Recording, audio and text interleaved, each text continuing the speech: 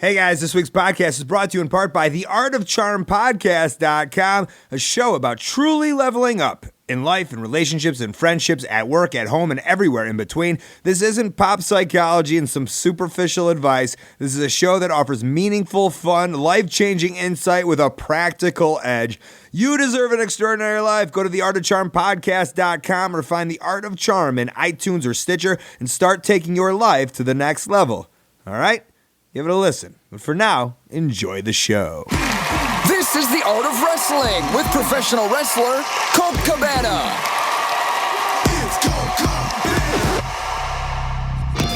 All right. Yes. Here we go. You're about to listen to The Art of Wrestling, a professional wrestling podcast. It's a life podcast. It's a personal journal. It's an entryway into the minds, the souls, the hearts, and the lives of the people involved in the world of professional wrestling.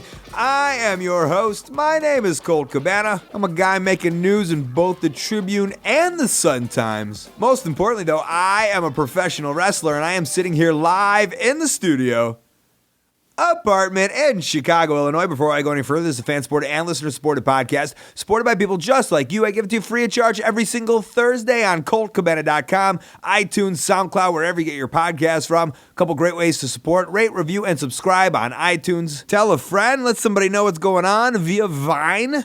Or if you got a couple of bucks in your pocket, head on over to ColtMerch.com, DigitalColt.com, t-shirts, buttons, pictures, posters, DVDs, digital downloads, $5 wrestling movies, episodes 1 through 35. It's all available on ColtMerch.com and DigitalColt.com. All right, I'm plugging along, about to get onto a flight to Japan. This podcast in the next couple of weeks will be very Japan-heavy on the front end. Maybe, I don't know, I can't tell you exactly. Maybe the Japan experience will remind me of another experience to talk about on this front end. But realistically, it's going to be bidets and beef bowls. You know it is, right? Join me on that journey, though. That's the purpose. Join me on these experiences that I have. Growing as a person, becoming the wrestler and performer that I am. That one day maybe I can be like Roddy Piper. One day maybe I can be as much as a gentleman as Roddy Piper. Only positive feedback from last week's episode. Just episode 1, part 1. This week, part 2. The hot rod is back and we get into it. As I was asking the Bad News Brown stuff, I then kind of felt bad that maybe I'm asking if he's a racist. It legitimately just hit me as I was asking it to him because I was just remembering how crazy that was. Half black body yourself. And then I realized, I'm trying to explore the positive points of him, but this could easily go down in a dark, deep rabbit hole. It didn't. I don't think he is. But it could easily touch on those points. Pretty crazy. There's a couple of things that he kind of wanted to touch on, and then at the end of the day, he's like, let's just talk. And we had a great chat, obviously. But I know he was upset that there's some people that put clips of him online and then just try to take advantage almost or stir the negativity. And I remember I did something for someone once, and I said, listen, I'll do it for you, but you just can't put Colt shoots about Punk or Colt shoots on WWE because that's clickbait, isn't it? Clickbait in wrestling.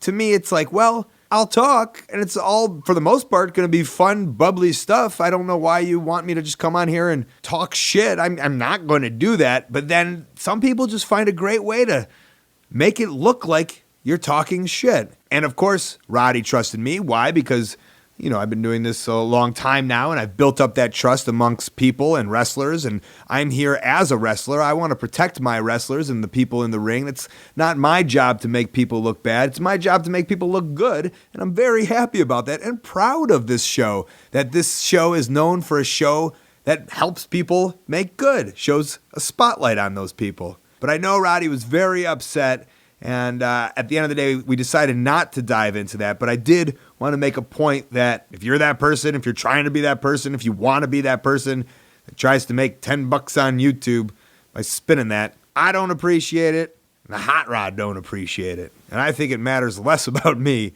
and more about him, because he's awesome. I had a busy week. 4 shows, Thursday, Friday, Saturday, Sunday. Sun-Times and the Tribune both picked up the Thursday shows. The comedy show that I've been pushing on here, it was kind of an experiment. An experiment if I, Colt Cabana, could just put up a show by myself and see if people will come.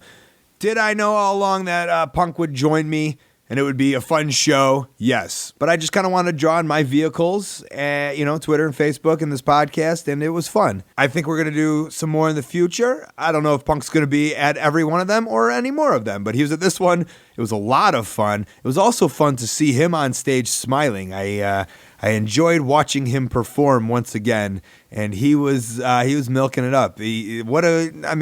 I don't think I got to tell you guys about the chemistry that both of us have, but it was really fun to see in the moment. It was fun to see everybody live really enjoying it. Also, Jonah Jerkins, local stand-up comedian, great chemistry too. We were up there a little bit on stage jabbering back and forth. Lots of fun.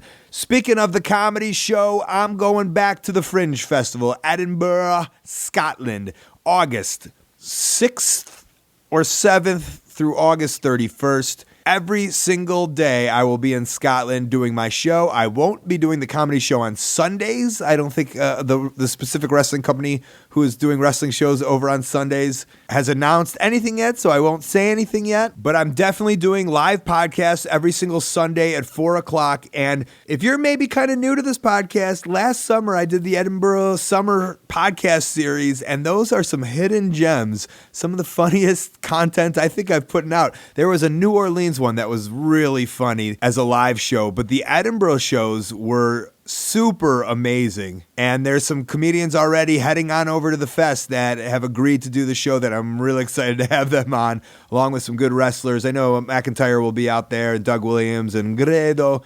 So a solid lineup already. I'm excited to go back to the Fringe. And that works out well, doesn't it? Heading to Scotland.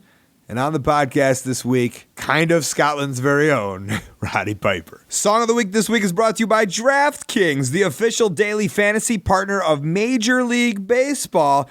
If this is a season-long fantasy draft, I'd probably just pick all the Chicago Cubs, then I'd be stuck with them all season. They'd probably suck, and I'd probably lose all my money. But with DraftKings, it can be a new season every single day. No season-long commitments. Why wait until the end of the season to claim victory when you can win huge cash every day? Baseball season is here, and there's never been a better time to check out DraftKings.com, America's favorite daily fantasy baseball site where you can win huge cash prizes every day. With DraftKings, there's instant cash and instant gratification. For baseball, just pick 2 pitchers and 8 position players and do it daily. Hundreds of thousands of fantasy sports fans just like you have already cashed in at DraftKings. Now it's your turn. Hurry to DraftKings.com now and enter promo code WRESTLE to play for free. You can win part of $300 million in prizes being awarded this season. Use the promo code WRESTLE for free entry now at DraftKings.com. DraftKings.com, that's DraftKings.com. Gonna stick with the Mountain Goats one last week for Song of the Week. Why? Because they're awesome. This is Foreign Object from the album Beat the Champ, available on iTunes and mergerecords.com. Emotional consideration paid for by the following.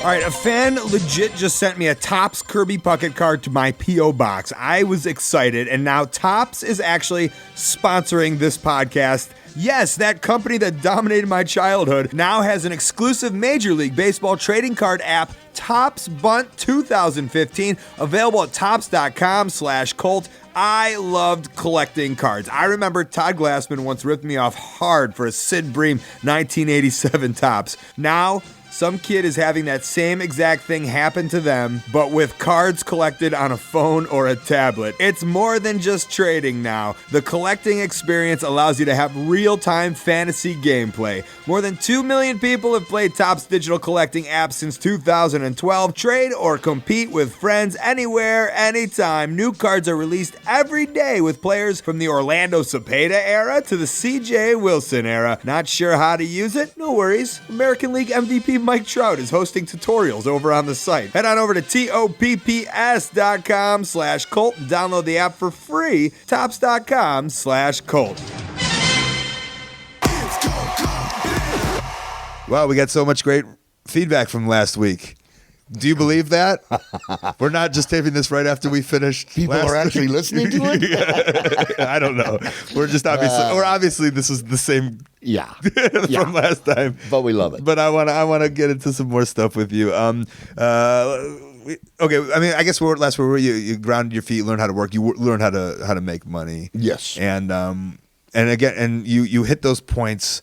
So I'd like to, I guess the word is, you earlier you had talked about you want to keep stretching it out. You didn't want to just lose to Hogan. You want to keep stretching it out because you want to draw money, right? Absolutely. Yeah. Was that? I mean, that's from those lessons you had learned. Yes. Week to week to week. Yes. Yeah. Yeah. If I go 1-on-1 with Hogan and he's a champion and he beats me, why bother coming back in a tag? The right business move would have been 1-on-1 with Hogan. I beat him. We come back in a tag. They beat me. We come back in a single, run it around, and drop it back to the guy. That's proper business. But they wanted to bulldoze everybody. Yeah. And Rod was busy. Right. You were part of the I guess the rock and roll wrestling, like the MTV era. And it's almost like did you see yourself as, I guess, a guy that was like a part of that era, like that was a champion? Like, is that anything you ever envisioned? I really don't know. I know you're from Canada. Like, were you like a? I don't want to bring this back to punk. My friend CM Punk, but you represent that, like, just that punk rock kid, like you represent. I hear what you're saying. Yeah. I guess the rebel spirit, but but it wasn't even like, I want to say in a hipster way today, where some people like they're playing that part. You were like legit, like it was your road, the road you took. Yeah. So I guess I kind of want to take who you were to come to the point of the MTV era to become that guy. Gotcha. Yeah. Here's might be interesting to you with the code, and one of the things I used to do, and it'll run into that, is I remember coming into territory, and I'd have my match, and still a young guy. And when I came back to the dressing room, Mad Dog Vachon give me my stuff, my suitcase, and push me out of the door outside. Get out of here, boom. So I just changed outside, waited for them, boom. Again, the next thing. Well, you know what he's doing?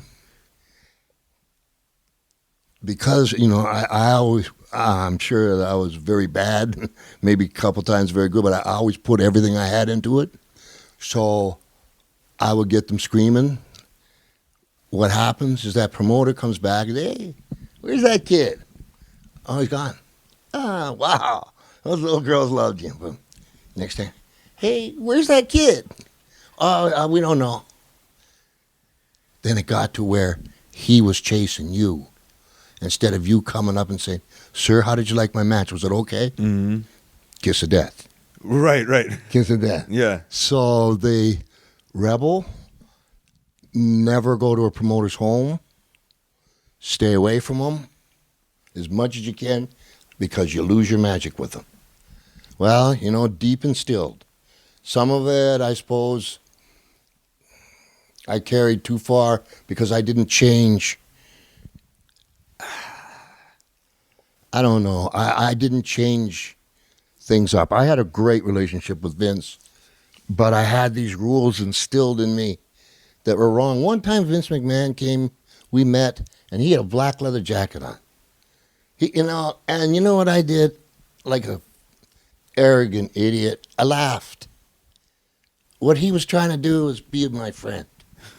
It's so weird to hear, right? Like, because I picture 70-year-old Vince, you know what I'm saying? But it was like 30-year-old cool Vince. Yeah. Right. And he was he wasn't trying to impress me. He was just, hey, this is cool. We're dudes. Yeah. That's it. Yeah. And it's my own stupidity, plus the way I was raised with all these rules. So we come up to the MTV, and they were putting on this Word of Scuttle to score, and I knew this, that all of a sudden Cyndi Lauper, it was the year that she won what's the award for best singer music? Oscar, Grammy. Grammy, yeah. Slammy.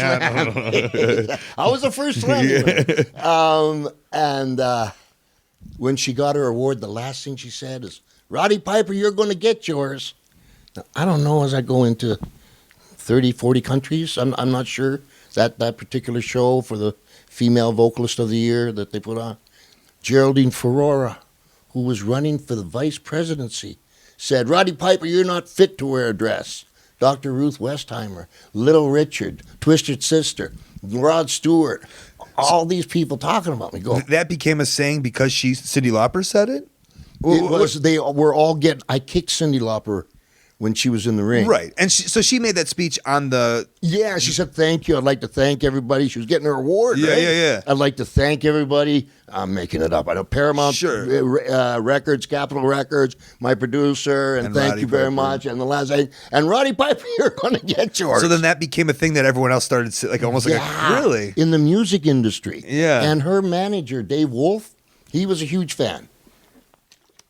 He was a catalyst to getting them on TV going, Roddy Piper, you're Twisted Sister, it's the D Snyder, you're going to get yours, Little Richard, Rod Stewart, all of them on the MTV. That's all that's marketing. That's all marketing. All marketing. And they were the hottest rock and roll people going, and MTV, I said MTV stands for Music to Vomit By. Yeah. I was bald. Right. Yeah, and it was giving me so much, I don't know that the word's credibility, but so much attention. Yeah. Can I ask? What, I know everything in wrestling gets you giddy. So while you're in LA, doing that stuff, and it gets you giddy. But did you feel it while you were doing this stuff? It was even extra special, or to you was it just business? Were you too cool? Were you like? I know what you're saying. Yeah. I know what you're saying. I think that by this time, I had sunk in, with all these different things that we've talked about. And last week that we talked about, yeah. I sunk in to where it's business. It's business. It's business. But hindsight, you look back and you're like, oh, that was a super cool. But at that point, it was just like, oh, this is what we do, brother, right? Yeah. This is what we do. And I suppose a little arrogance came with it. Mm-hmm. Well, of course. And some pride. But that's when it got really dangerous, too. In terms of what? In terms of fans trying to take hold of you, going to the ring. I was in Providence, Rhode Island, and you used to be able to drive just underneath. And I had my wife with me and my first baby. And she would have been, my baby, maybe 1 year old. And the worst thing is parenting. And I'm a parent. I'll tell you what happened. Is as Stacia grew, you don't realize she's down here, and somebody left a cup of coffee, and she grew when she went to grab for it and went on her little chest. The guilt rushed her to the hospital. She had a little bit of gauze on there, right. But So Mom, I was Kitty, my wife, we drive down, and she's out with Stacia holding her, and, I'm gone to the dressing room, I'm doing my stuff. And all of a sudden, the Moondogs come and say, hey, bud, you better get out there, your wife. What are you talking about? There's a guy, his name was L. Knowing, Knowing. And he was an usher. And he came out from the arena to the part where I left her parked. Said, let me see your ticket. So she said, I'm Roddy Piper's wife. He says, I hate him. He grabbed her. Took her all the way from the basement, all the way to the top of the baby, and threw them outside. And now she's trying to get back in, and nobody believes her. And Moondogs say, holy cow. Yeah, no cell phone. Can't text inside, hey, just got kicked out, honey. And she's trying to get back in. I'm Roddy's wife. Sure you are. Right. Like that kind of danger. Mm-hmm. That's danger there for a dad, especially. But I mean, I'm just speaking for you, but it's the guys that brought you in that era, you're ready for it, or it's going to come if you do your job right, If you do your job right, yeah. I mean, so you're also in the Goonies stuff. Yeah. I mean, it's just me being excited for you, that you're in it. I don't know if there's anything notable of that video, that music video that was out, it was right? a music video.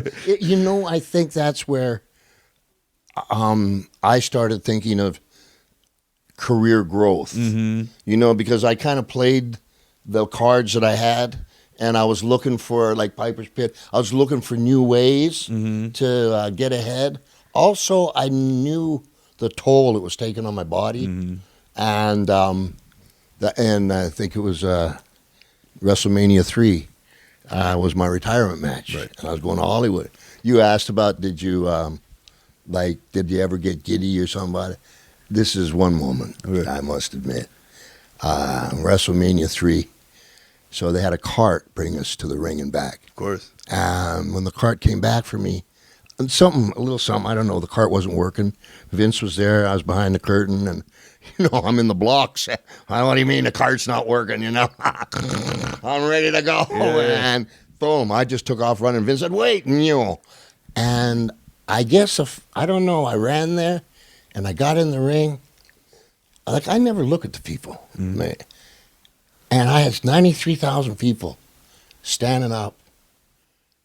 You couldn't hear, I think the two announcers, maybe it was Gorilla Monsoon and Jesse, I'm not sure. They were saying to each other on the heads, I can't hear you. That's the first time I actually looked at them. And for me, it was a special moment of a connection. And I was leaving. It was really cool. Yeah. It was really cool. You can't buy that moment. They gave it to me, and yeah, Cool. I was giddy. That's And great. whatever, yeah. That's- It was just really cool, and I was happy that in my career that happened. Cool. And on that show, I guess we can kind of segue. You wrestled Adrian Adonis. Yeah. And when I was on your podcast, he's a guy that maybe, well, because he's gone now, so there are no interviews and there are no we don't know the real backstory, I guess, about Adrian. I mean, we do know from the tales, but I never got to hear his podcast. He can't come on a podcast. He can't come on your podcast. No. So it's only the tales. Yeah. And I'm always just super intrigued of the guy. You see him now and it's just like, I don't know, did he want to do that, the Gorgeous George character? Or The mini pearl hat, the dress? Or was he such a worker that he realized it was a way to move his career? Because you watch him now, and it's just sometimes he doesn't really look into it. When I was a kid, it was amazing. But as a 34-year-old man, I'm like, as a worker who's been wrestling 16 years, it's just maybe he was just kind of doing it. I don't know. Adrian was he had so much testosterone, and he didn't care. And he's you could put him in all the dresses you want. It still looks like Adrian in the dress, okay? And he's a tough boy. Okay. He's out of Buffalo. He was an orphan. And when we were both 22 years old, we were tag team. And they called us the 22s. And I used to have to go down and pull him off, no mascaras. Adrian, stop it. His real name was Frank. Where were you guys at 22s? In L.A. Okay. In L.A. and in L.A. And he believed that I was his brother. He believed, and he treated me like that. Adrian Adonis did this for me. And I'll just get you a little more into 80. 80 would go. He had his chest. There was so many stretch marks. It looked like a map of upstate New York. And he'd train. Right, because he could always move crazy moves. Yeah. And he was awkwardly built, like a really refrigerator. Yeah. But and you go, I've been eating tuna fish pipes. How do I look? Yeah. You look great. All right. Yeah. Just, and he loved me. He loved me. And I loved him. Yeah. So I'm in Poughkeepsie, and that's where we used to do 3 weeks of television for the WWF as was first started. And I'm having a really hard time. And I have my first child. What's the hard time? What do you mean? His life? No, it's where am I going? What am I doing? I've been on the road since I was 15. Just kind of, for myself, what am I doing? And I was just confused. And, wrestling, rode hard wrestling for weeks without, maybe a day here or whatever. And Adrian said, Pipes, come here. You know what's wrong? You need to buy a house. He understood this. We had something in common. I don't have a place I call home. I'm not from anywhere.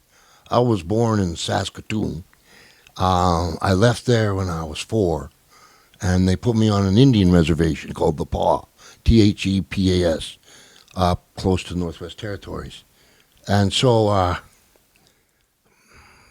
him being an orphan, like he had that same feeling. And he told, you need to buy a house. And it was the way he was saying it, as if he was my big brother. And I went and bought a house, and he was right. You were just apartment jumping or what? Yeah. Or just not even?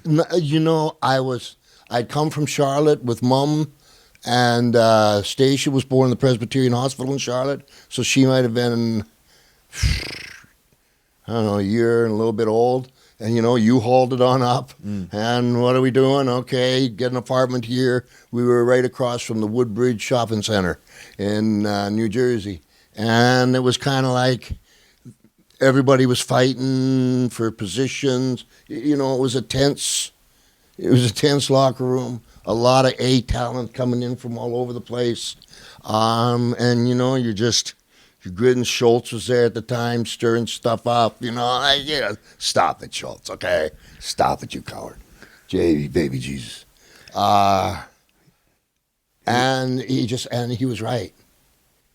And I bought a house. Okay, where'd you buy your house? Well, you know, the true story of it is Vince McMahon put my wife in a limousine, said, if you let Rod live on the East Coast, you pick the house. She went, Vince and I went to work. And Linda and I, at nighttime, Vince, Linda, and myself and Kitty, we had dinner. Kitty says, my kids wouldn't stand a chance living here. I don't want it. Where? In Connecticut. In Stanford? Yes. Okay. You don't want it, Kitty? And she went and got us a house on a mountain, about 45 miles out of Portland, Oregon. I mean, on top of a mountain. Right. No pizza delivery. Nothing. So it went from East Coast near work to the farthest point of the world. Right? And there was no direct flights to anywhere. Yeah. And I'd get up like 2 o'clock in the morning, 3 o'clock to catch a 6 a.m. that went through Chicago with a 2-hour layover. And I would just go and I'd lay where my connection was. I'd just lay against the door and fall asleep. Yeah. Till finally they phoned the office like, could you get your wrestler off our door? Wow. And then I'd come around and I'd make it. All the other guys lived on the East Coast. They come in fresh. Yeah. Let's go. You know. But what it was her. That's where she wanted to live, or that's where you wanted to live. Or? Nah, it was close to her parents. Hindsight being 2020, I was, I was pretty. What would the word be? I was hard to handle. Okay. Not for her. There's never one thing I'm very proud of. There's never been any violence in my home. Never anybody lifted a hand to anybody. Never a drop of rain. Never missed a meal. Real serious about that. But that seems like just to add more, because you hear stories of that schedule. It killed me. And then just adding, I'll live in Portland. But I think her reasoning was, like, I'll give you an example. We were going to vacation in Pensacola, and boom, I'm drinking. We take the plane. It goes down, and we loved Pensacola. And boom, I drive the rent-a-car, and I go to a 7-Eleven because I need more beer, of course. The 87 vodkas on the 4-minute trip wasn't enough. And I guess I must have cut somebody off. I'm not sure what I did. So these two guys and this girl are coming my way. I'm getting, I can tell what's going on. I just, boom, headbutted one, boom, slapped the girl, got the beer. And so it's time to come in the parking lot of the Holiday Inn, boom, and I turn, but it's got sand. And the car just, and it hits a Ferrari, boom, that sands over and barely touches a station wagon. Baby Jesus, I'm going, I don't know if it was Pablo Escobar. I don't know who it was. This dude came out and he goes, don't worry about it. Don't worry about it. Up we were. Yeah. And we were off and running again. That's the coolest guy in the world, man. Holy, don't worry about it. Yeah. No questions asked. That was just one night, and I think that my wife must have looked at it and saying, I love them, but I got a kid here, and that's where her mom and dad are from, and that's where she's from, born and raised. Right. And I think that's why. Put a little more sanity back in her life. Someplace to, although I tried never to bring it in the house. Sometimes I would even go to a hotel for 2 or 3 days and then come. But, yeah, man. They did a lot of stuff to me. They did a lot of stuff to me one time. I had some time off, and, I'd been acting up a bit. I looked at the booking sheet. I had like 3 days, 4 days off. I looked at the booking sheet. Portland was running far out. Night before, I don't know, I'm stretching. I look at the booking sheet, and wait a second. 2 Portlands are running. Oh, no. And I'm booked in Portland, Maine. Oh, no. Really? Oh, God. Portland, Maine. Yeah. The whole way there, right? My fingers are still indented. Sure. Give me something. But, I knew not to sell it. Right. Stuff like that. Yeah. It was really, really difficult. But the trade-off is I have the most, I'm dad, but I have the 4 most wonderful children in the world. And my son's my best friend. Right. So I guess that's a trade-off, but And that kind of came from Adrian, right? Get a house. Get a house. It all came from Start a foundation. That's it. That you didn't have. Nor even the concept of. Right. And I was just, hey, you want to come down for a second, Rod? Yeah. And it's because of him. Yeah. And ended up on a ranch. But it took a serious toll on me. Serious toll. I just love my kids so much. Right. Was getting, I guess, I know from my friend, but was, so WrestleMania 3, you go into Hollywood. Yeah. I guess, people don't realize it, and it happened with Shawn Michaels too, and people don't realize it until, and it happened with Punk, is that, like, even though you're on top of the fucking mountain, it's just like, it's so much, right? Like, you just have to get out, right? To keep your sanity. Yeah. So once you kind of moved to Hollywood a little bit, was it just so much more relaxing on your brain, or? Well, when I left wrestling, I was being damned. Because the new concept was, you're part of the WWF family. But, I've been in so many territories. I didn't have that concept. I knew how much wear and tear my body was taking. So, and I said before that this is my last match, I'm going to Hollywood. When I went to Hollywood, their take on me was great. Another jock thinks he can act. And also, I'm sorry, did you have, like, I know WWF family, but, like, you said before, is like, you stay in a territory, you get out. You stay in a territory, you get out. Even though this became the biggest thing, like, was your mentality still like, I got to stay here and then I'll get out and then I'll go somewhere else? Yes. And that new territory was quote unquote Hollywood, right? Yes. Yeah. That was the next step. Yeah. And also, when they started chanting my name in WrestleMania 2, and Hulk said, I'll just ride on his kilts, I was told, no, we'll take care of it. Now, I know what they did with Jimmy, so I couldn't allow that. So it was time to retire or do something. And Take a step before they make you take it, Yes, right? sir. Yeah. And that's where, he wouldn't take a dive and all that kind of stuff. There's a lot of things out there that I'd like to clear up someday that aren't true. The reasons that I was doing them. I've always been, or rather I always want to think I've been, what's right for the business and what should be done.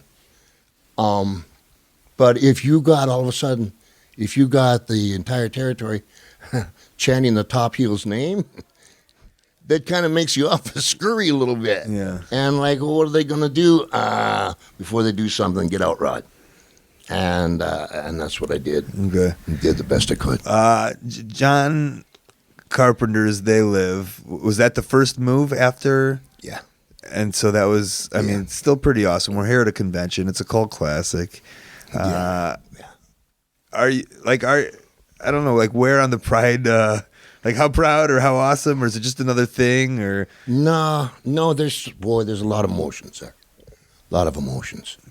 Who came up with the line? I know you've been asked this a million times, and I'm sorry. It's cool. It's my line. it didn't really make a lot of sense to me as long as I had it in my head. It's still like I come here to chew bubble gum and kick ass, and I'm all out of bubble gum. And the way it came about was, I'd given John. I used to nighttime nobody would drive with me anymore, so I used to put the dome light on, and I had my beer, have my 8-track footed in, and I'd drive with my left knee and different songs of it, and I'd write on big yellow legal pads. That's so just funny. all kinds of different Because stuff, it's the same, man. It's the same with the texting and driving today. Like, one knee up, and like, I know I shouldn't say it, but I do it. I got one knee. I'm texting. I'm watching a movie over here. Exactly. Right? Opening the beer and by myself trying to hit the signs right. 1, 2, 3. Yes. That's the game, huh? That's the game. Hit the sign with the beer. That was a big one. The other thing that the old timers used to do, I don't know how to, but they'd have a song and they'd rub their hand on the top of the roof of the car inside. Yeah. I don't know how to do it here. Like,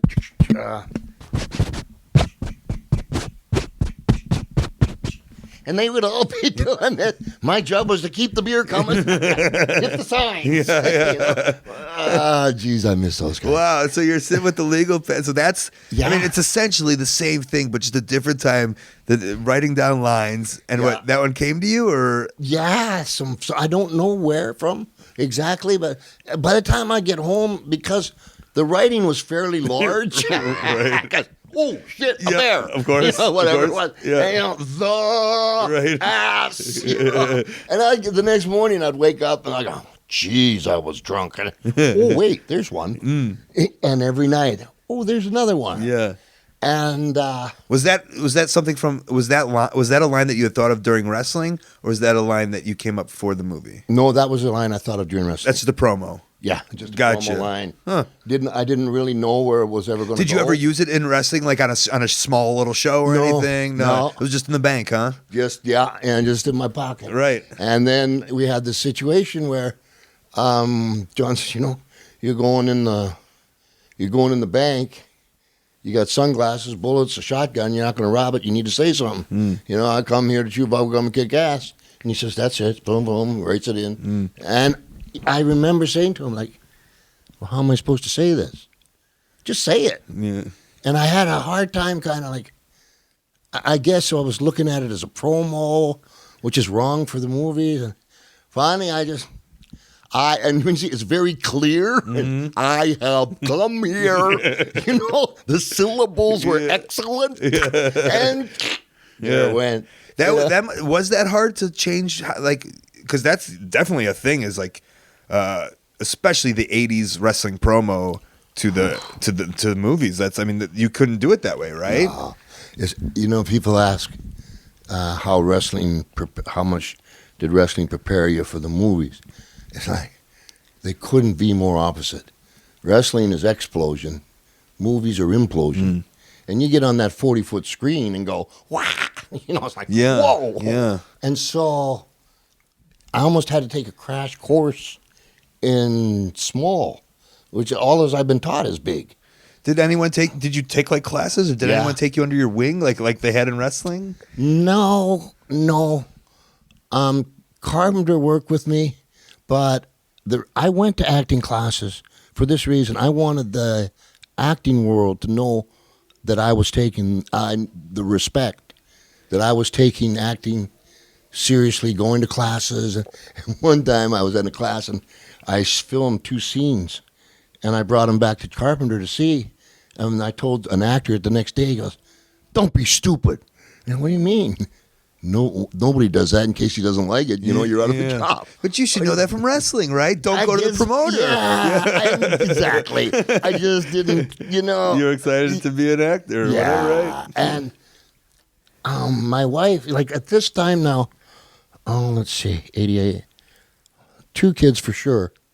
And I don't know, maybe 6 horses or, whatever. And Mama, we came down and we lived at the Barham Apartments. And when it was finished, Carpenter said, let him live here. And paying out a lot of money, like $25,000, $30,000 a month just for the hacienda. And then they had people living in it to keep it going. And Mama wanted to go back, and I went back. and I couldn't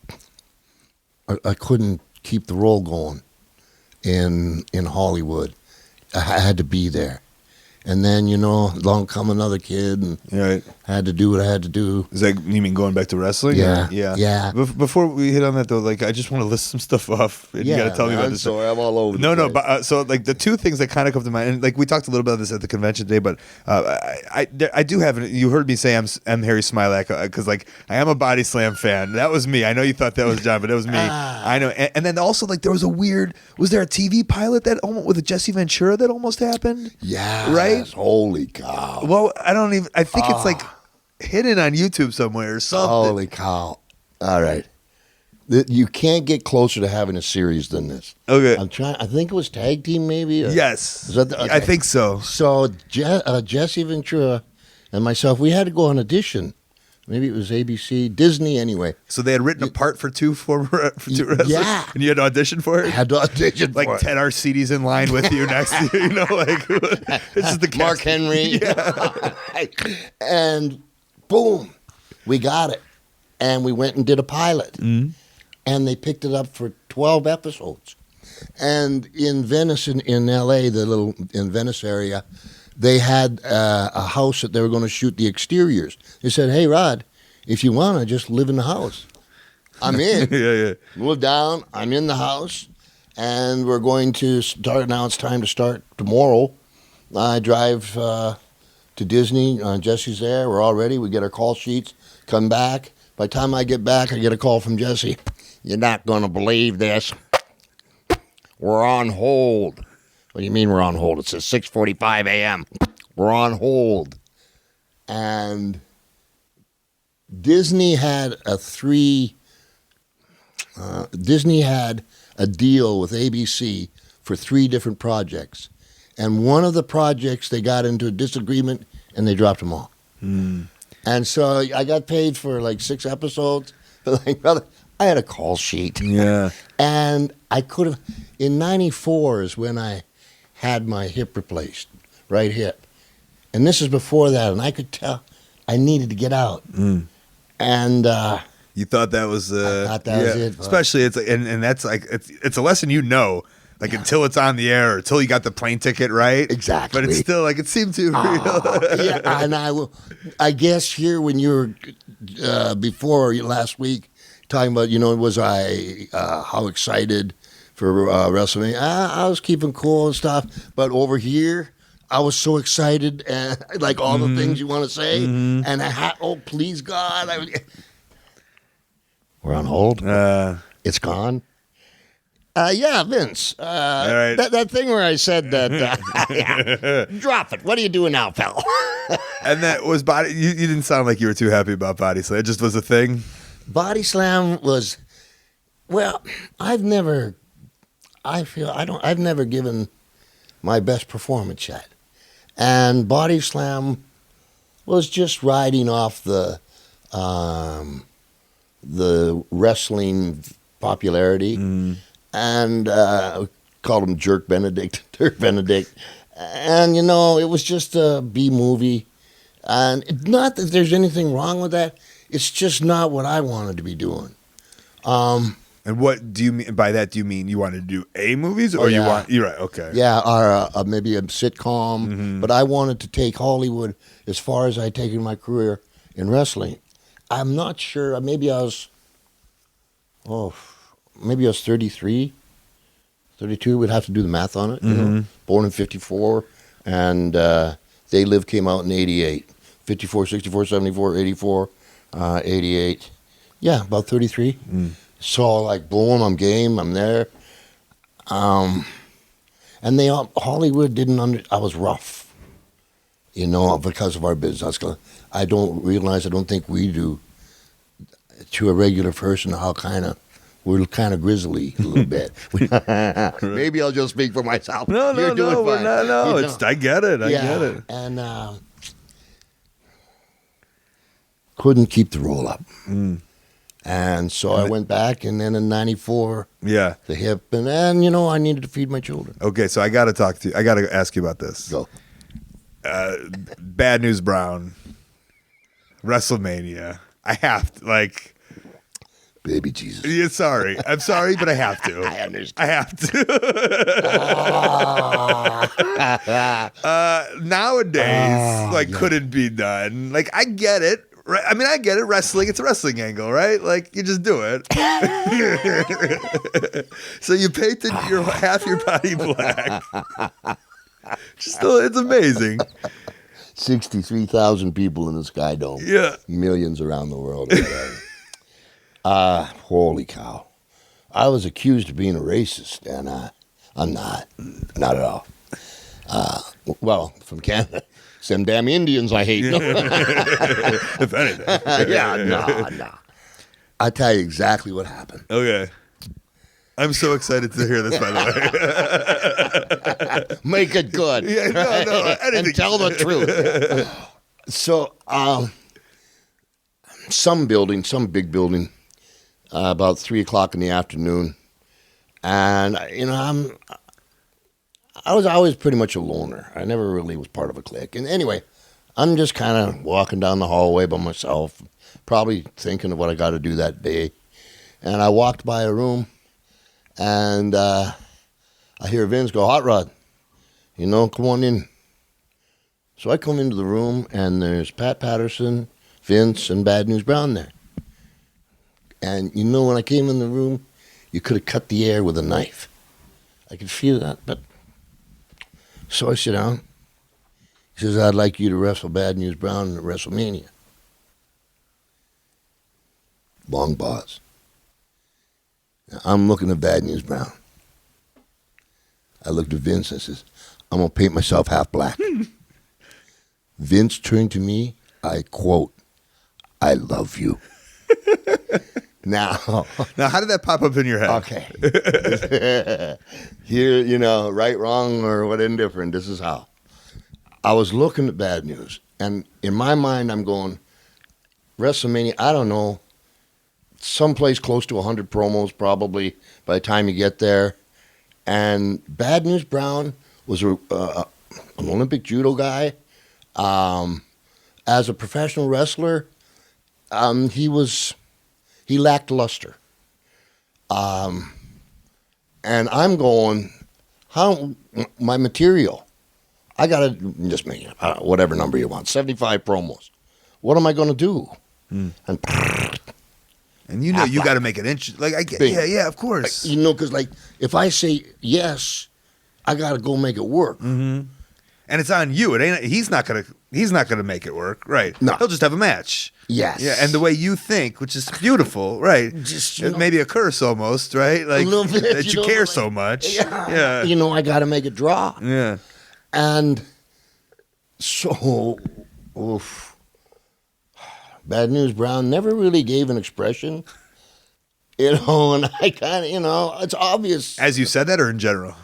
No, as I said that. Okay. And it's kind of like, is that it? Time for me to go. Yeah. I was walking. So, when I did the promos, and my face was half black, I was a little stiff where, he had said Roddy Piper's a spineless cockroach. And I would take the black half and I go, "Hey, Roddy Piper, you ain't nothing but a spineless cockroach." And I'd turn the white half and go, "Well, cockroaches don't have a spine, so we, all right, hog, baby." Maybe pushed it a little hard, but at the same time, Cyndi Lauper had come out with a song called "True Colors," and Nelson Mandela had been let out of prison. This is what Nelson Mandela did. I'm still with you. He was put in prison for a political crime, and he said every day when they opened that cell, he was the first one to extend his hand and say hello. That's his way of saying, eh. Mm. So now Nelson Mandela now was free, and Cyndi Lauper, and I put up my hand in promos like Nelson Mandela, and like as a fan of his, and I even sang True Colors, trying, mixing it up, not having the same thing. And what Vince did is he got a special solution made for me. And so when I sweat, it wouldn't run off. So, baby Jesus, here we go. So I go, I go into the Sky Dome, and there's a person there, and I'm not kidding, man. Half black, everything, all the way down. My own sick sense of humor. Wait, everything. Everything half black, hoping some growth, but I'm Irish. Get in there, and when I came out, they had a cart, and I put a glove on my right hand, and I started like dancing or move my hand up and down. Nothing in the crowd, nothing. They're going like, "What's the idiot doing now?" He's half black. I was dancing like Michael Jackson. Right. Half black, half white. Yeah. I wish I had thought of that one. Good one. I get in the ring and, had a match, lackluster, whatever. When I came back in the shower, bad news was there, and I turned, I said, "Listen, it's not racist. It's nothing personal at all. I just had to do these promos." Like, hey, dude, no. Was he taken back a little bit by it? Yeah. Yeah. Yeah. And, and the fact that I needed to say it, not only as a man, but for respect. I mean, the guy's an Olympic. They don't give that away. Right. And I didn't have anything to call against him. Meanwhile, after that, I go and I got to get this black off in Special Solution. And so the gal puts it in, rubbing my cheek. And about 3-4 minutes later, my cheek starts to bleed. Baby Jesus. Andre the Giant and Arnie Skolin, Yeah. they took that solution and they threw it out. Oh, no. And they filled it with water. Oh, no. I'm half black and Toronto. Oh, my God. So it's for that night, oh, God. I went out and I did some serious drinking. Yeah. And I woke up the next morning, I just tell you the truth. And I was laying with all my clothes on top of my bed. And I woke up and I looked over and my door is gone. I don't know where it went. Mm-hmm. Don't judge me. There was a cowboy hat in the middle. I don't know where it came from either. And I went, and then I looked in the mirror. I had to go from from Toronto, Canada, to Portland, Oregon, through Chicago. And I had a 4-foot Mickey Mouse that I bought for my daughter. I don't know whose cowboy, in case it was a friend. I put the cowboy hat on, 4-foot Mickey under this arm, and a Halliburton under this arm, and away I went. Brother, when you come through an airport half black with a Mickey Mouse, they get out of your way. Even the guys at the customs, boom, just let them go. Right. Let them go. There's pictures and video of that match, but I think what I want to see is just you out on the town. I wonder if anyone has those. Please tweet those to both of us. Just Roddy at a bar. I think that's where the money's at. That's wild. And when I got to Chicago, there was a stewardess, a black lady. And, I understand. Get a little bit of an attitude and tried to make me check Mickey. So I bought him a first-class seat. Mickey and I drank all the way to Portland. Yeah, that WrestleMania check. Yeah. And it took me about 2-3 weeks of going in the sauna and rubbing that black to get it all off. Wow. Wow. They get out of your way, brother. Right. They just part That's like the Nile. amazing. Yeah. God, was there people? I don't know. It's just it's obviously something that would never be done before. I get it. It's a wrestling move, and it's just stuff. You make fun of the Russian American. It's right. It's like we're wrestlers. Yeah. I don't know what you're gonna say about me, but it's cool. Right. It's bring it on. Let's make some money, right? Yeah. Yeah. I get it. And it's not like, boy, if you're sensitive, this is not the business to be in. The thing. I don't know how many times I've been in arenas, and I got a kilt on, and they're all going faggot. It's like, excuse me, sir, do you have a ticket? Go right ahead. Sure. Right. It's like music to my ears. Mm-hmm. If you're sensitive. Now, I heard that Bad News Brown had said that he was going to beat me up later. I actually saw a promo of him saying that. To the boys, or just? It was a promo. I don't know where I saw it. that he had said, yeah, Piper, I was something. Then in the next couple nights, I was going to beat him up or something like that. Well,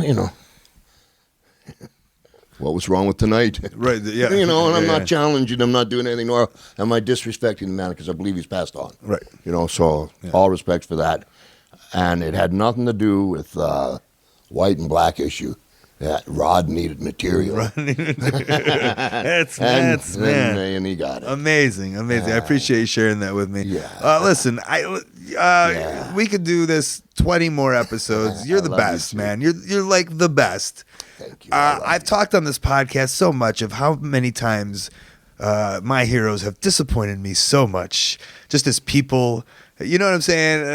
It's just like you are not one of those. Like it's just you're everything I could ever hope for. Watching you on TV and then meeting you and hanging out with you, and not just here. It's not just because you're going to be on my podcast, but different shows that we've been on before. Whatever. Yeah. You're the coolest, man. That's the best. Yeah. Love you too. Amazing. Honored to be here with you. I want to make sure, so everyone should be listening to your podcast on Podcast One. Podcast One, and my Twitter is Heidi Fleiss has nothing on me. My Twitter is _Roddy_Piper because some other guy stole my name. Right. And that's my Twitter, and the real Roddy Piper is my Facebook, and I'm just starting a new villain channel. What's that? Oh man, I just right now It's a villain launching it. channel. Are you cooler than me? What's going on? What's a villain channel? Wait till you see. Is this a bud. thing? Yeah, it's going to be huge. On what? Wait. They have in Los Angeles. There's $100 million YouTube facility, but you have to take a yes, I do know 6-week this. course. Right. Yeah. Well, I've got it. Oh, so on YouTube. Yeah, and I'm going to launch Villain Network. I'm excited. Yeah, That's and great. I'm going to pour, on this RowdyRoddyPiper.com, of course, and I'm bringing it all together. And I really want to give to young guys, give them a chance. I don't mind spearheading it, but Rod's got to understand too. They've watched Rod. I'd rather direct, and but it's going to be cool. A lot of fun Oh, stuff. cool. on it, Well, man. listen, if I'm out and I'm inviting myself on the Villain Please. channel, if I'm out in LA. I'd love it, man, because we got a lot of content we're throwing in there, and give a lot of guys a chance that maybe they wouldn't have had. Yeah. And I've always enjoyed, you're like on the path. I love your path that you've been taking in the last couple of years. It's like you'll show up on Always Sunny. You did some Funny or Die stuff. Yeah. Like you get it. That's the Yeah. best. You get it. Yeah. And it's a credit to you. Thank you. But- But I'm not in the Rolling Stone. Well, and that's credit to you. And I appreciate it. I hope all your success. Do you have any kids yet? I do not. I That's do good. not. You want one? I got a boy. Colton. Yeah, Take him. I think we have the same name, and we have met before. By the way, that when he came out on Nitro, and his name was Colton, and I'm Colton, blew my mind. So that was pretty. So cool. I always have cool. that with your son. When I met him, I was like, that's the Pretty kid that cool. blew my mind. Yes, I love him. He's my best friend. very cool. Yeah. Thanks for having me. Thanks again, Roddy. I You appreciate betcha. it. Cheers. It's Colt Cabana. There's been some good podcasts. I've had a nice little streak of podcasts, and when you do one with Roddy Piper and you do a part two, a two-parter, and you just know it goes well and you finish it out, like that's what I get excited. I get excited about having that in the vault and then giving it to you guys. I don't know why that is. I know there's some people who just want to churn out some content so they can have it on a site. But for me, it's excited that you at home can sit and listen to a bullshit session with myself and Roddy Piper. I was excited just to do it. Maybe I wouldn't have had the balls to do it if I didn't have a recording device. So it's just like this guy gives me an excuse to sit down with a legend who at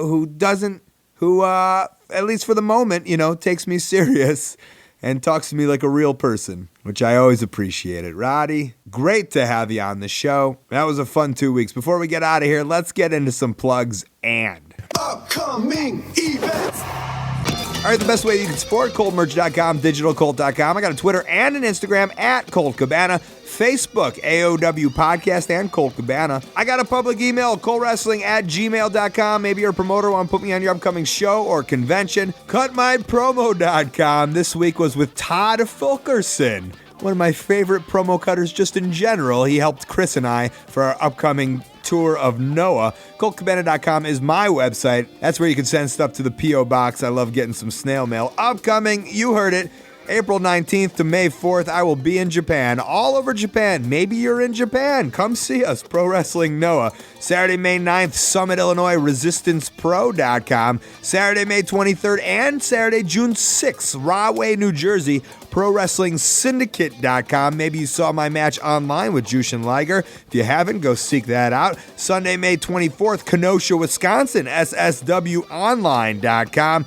Friday, June 12th, Munich, Germany, WXW-wrestling.com. And Sunday, June 14th, London, England, RevolutionProWrestling.com, where I will tag with Matt Classic at the famous York Hall. That is the show for this week.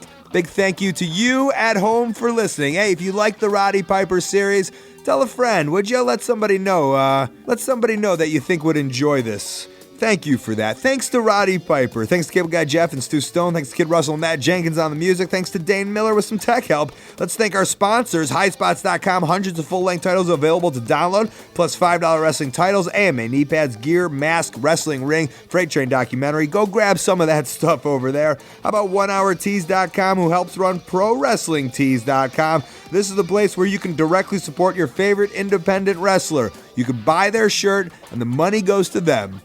It pisses off a lot of wrestling companies, but fuck them. The wrestlers need to eat too, right? And tweakedaudio.com/Colt, the earbuds I use, get over 30% off and free shipping just because you listen to this show. That's it.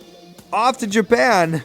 It's gotten so unbelievably nice here in Chicago, and the second it gets nice, I am heading to Japan on a tour bus to Sapporo, where apparently it's freezing fucking cold.